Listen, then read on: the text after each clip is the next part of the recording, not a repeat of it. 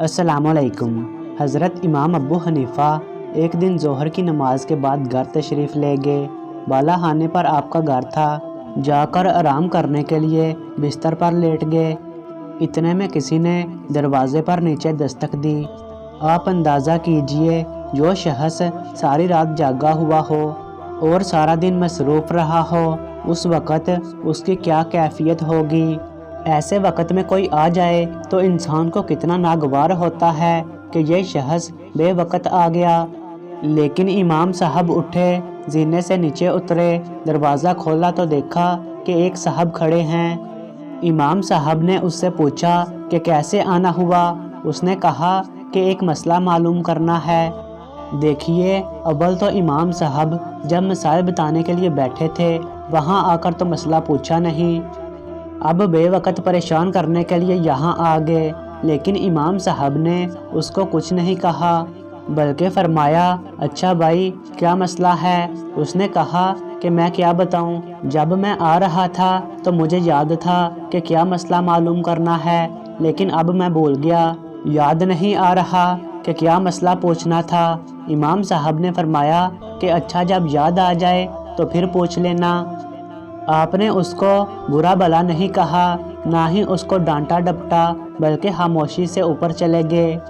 ابھی جا کر بستر پر لیٹے ہی تھے کہ دوبارہ دروازے پر دستک ہوئی۔ آپ اٹھ کر نیچے تشریف لائے اور دروازہ کھولا تو دیکھا کہ وہی شخص کھڑا ہے۔ آپ نے پوچھا کیا بات ہے؟ اس نے کہا کہ حضرت وہ مسئلہ مجھے یاد آ گیا تھا۔ آپ نے فرمایا کہ پوچھ لو۔ اس نے کہا کہ ابھی تک تو مجھے یاد تھا، مگر جب آپ آدھی سیڑھی تک پہنچے تو وہ مسئلہ مجھے بھول گیا۔ اب اگر ایک عام آدمی ہوتا تو اس وقت اس کے اشتعال کا کیا عالم ہوتا، مگر امام صاحب اپنے نفس کو مٹا چکے تھے۔ امام صاحب نے فرمایا، اچھا بھائی جب یاد آئے تو پوچھ لینا۔ یہ کہہ کر آپ واپس چلے گئے اور جا کر بستر پر لیٹ گئے۔ ابھی لیٹے ہی تھے کہ دوبارہ دروازے پر دستک ہوئی۔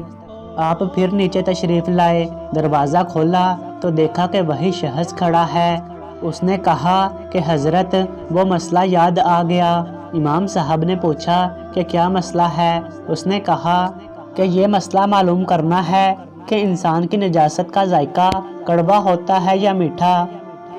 اگر کوئی دوسرا آدمی ہوتا اور وہ اب تک ضبط بھی کر رہا ہوتا تو اب اس سوال کے بعد اس کے صبر کا پیمانہ لبریز ہو جاتا، لیکن امام صاحب نے بہت اطمینان سے جواب دیا کہ انسان کی نجاست اگر تازہ ہو تو اس میں کچھ مٹھاس ہوتی ہے، اور اگر سوکھ جائے تو اس میں کڑواہٹ پیدا ہو جاتی ہے۔ پھر وہ شخص کہنے لگا، کیا آپ نے چکھ کر دیکھا ہے؟ حضرت امام ابو حنیفہ نے فرمایا کہ ہر چیز کا علم چکھ کر حاصل نہیں کیا جاتا، بلکہ بعض چیزوں کا علم عقل سے حاصل کیا جاتا ہے، اور عقل سے یہ معلوم ہوتا ہے کہ تازہ نجاست پر مکھی بیٹھتی ہے، خشک پر نہیں بیٹھتی۔ اس سے پتہ چلا کہ دونوں میں فرق ہے، ورنہ مکھی دونوں پر بیٹھتی۔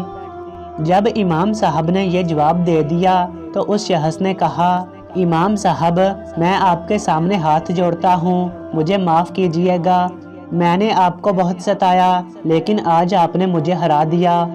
امام صاحب نے پوچھا کہ میں نے کیسے ہرا دیا؟ اس نے کہا کہ ایک دوست سے میری بحث ہو رہی تھی، میرا کہنا یہ تھا کہ حضرت سفیان ثوری علماء کے اندر سب سے زیادہ بردبار ہیں اور غصہ نہ کرنے والے بزرگ ہیں، اور میرے دوست کا کہنا تھا کہ سب سے زیادہ بردبار اور غصہ نہ کرنے والے بزرگ امام ابو حنیفہ ہیں، اور ہم دونوں کے درمیان بحث ہو گئی، اور اب ہم نے جانچنے کے لیے یہ طریقہ سوچا تھا کہ میں اس وقت آپ کے گھر آؤں جو آپ کے آرام کا وقت ہوتا ہے، اور اس طرح آپ کو 2-3 مرتبہ اوپر نیچے دوڑاؤں، اور پھر آپ سے ایسا بیہودہ سوال کروں اور یہ دیکھوں کہ آپ غصہ ہوتے ہیں یا کہ نہیں۔